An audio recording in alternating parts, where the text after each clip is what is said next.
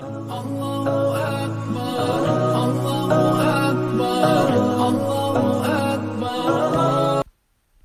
jour, une vertu. Épisode 5. Être serviable.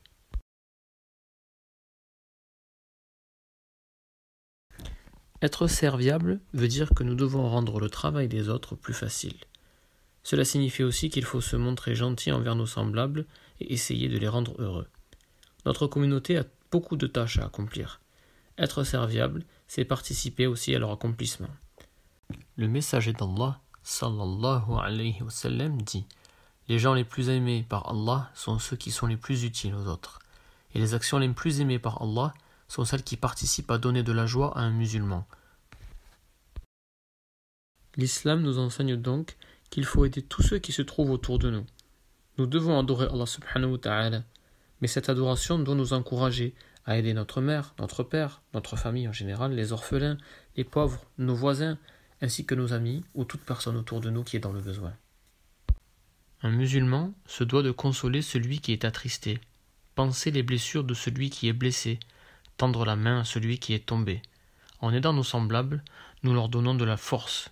Il est très facile de rendre les autres heureux et de les aider. Le seul fait d'écouter quelqu'un qui est attristé et qui a besoin de parler est une chose énorme. Le prophète sallallahu alayhi wa sallam nous enseigne que le seul fait de soulager son frère a plus de valeur qu'une retraite spirituelle dans la mosquée sacrée. Chacun doit apporter son aide à sa manière. Le fort doit aider le faible, le riche doit aider le pauvre, le grand doit aider le plus petit et le jeune doit aider le plus âgé.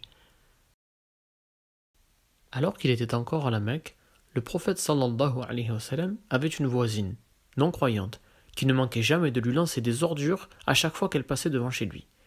Un jour, il remarqua son absence. Le prophète sallallahu alayhi wa sallam prit alors de ses nouvelles, et lorsqu'il apprit qu'elle était en fait malade, il alla lui rendre visite. Elle fut si déconcertée par sa sincère compassion qu'elle finit par embrasser l'islam.